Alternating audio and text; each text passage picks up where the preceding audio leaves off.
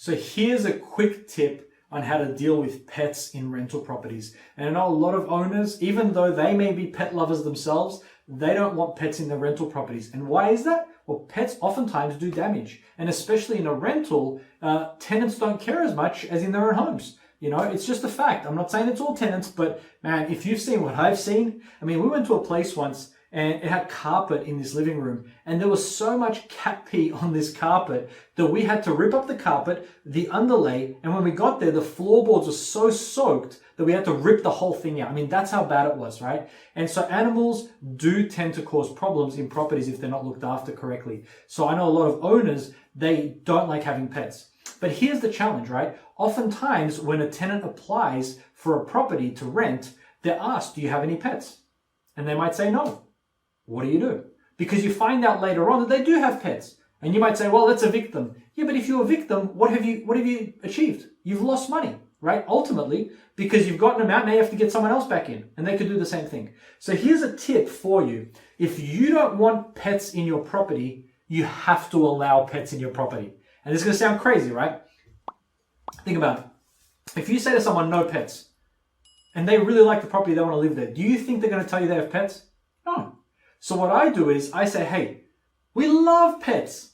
Give us all the names and breeds of the pets that you have.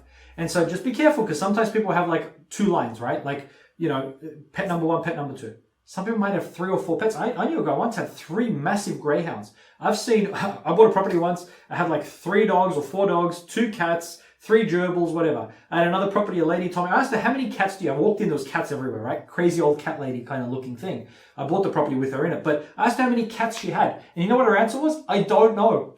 She didn't know how many cats she had. So here's my point. If you say, list pet number 1 or pet number 2, they'll list the 2 daintiest, smallest, cutest pets. They don't tell you about the other 15 that they might have. Or if you say no pets, they're not going to tell you. So you know what? I list like 10. I mean, literally 10. And then I say, if you've got more than this, please list them on the back page. Just write them, right? On your rental application. Because I want them to disclose what pets they have. And because they don't feel threatened, they don't feel like it's going to be a barrier to entry, they're more likely to disclose what pets they have. And then I can make a decision about whether I want them in my property or not. Now, I'm not going to tell them that, hey, that's the reason I didn't let you in is because of your pets.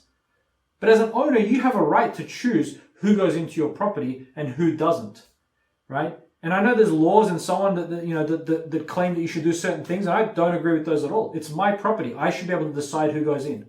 But unfortunately, the way that things are going, and the way that rentals are perceived in the market, the way that they're perceived by people, by politicians, it's making it harder for people to manage their own rentals the way that they would like. And so the way to ensure that you don't have pets in your home, or at least pets that you're happy with, is by being very pet friendly in your application process, because that's going to give you a better chance of people revealing what they have. And so the trick to not having pets is to have pets, right? And so if they list them all, then you can find another reason to decline their application if, you know, they got 15 cats. But you'll never know they have 15 cats until they move in. And then by then they've destroyed the property. So just remember, it's not always about how you do it up front. It's always about what happens in the end. And so there's strategies and things that you can use. And just from years of managing rentals and just dealing with tons and tons of property, I want to give you these tips that are going to help you. And just remember, your property is something that you've worked hard for. You've sacrificed, you've saved, you took the risk. And unfortunately, people are not always going to treat it with the level of care that you treat it. They're not going to care about it the way that you care about it. And of course, it's yours.